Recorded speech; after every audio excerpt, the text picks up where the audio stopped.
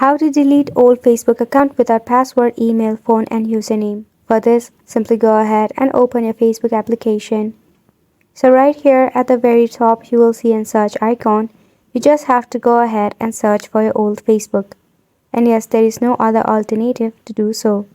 So right here we'll be searching for our old Facebook and just tap on the suggestion shown. So what we are trying to do here is we are actually trying to report this Facebook account, and I'll tell you why. If you get at least of 3 reports, you'll be able to delete the account from your Facebook. To do that, tap on the 3 dot icon and tap on report profile. So right here go ahead and select this option that you want to. I'll be selecting the option of pretending to be someone. So from here go ahead and select any one of this and then just tap on submit. Tap on the next bubble at the bottom of your screen. Now once you do this, you can go ahead and tap on done. Now to gain more reports, tap on share profile and share it with your friends and family and ask them to report so.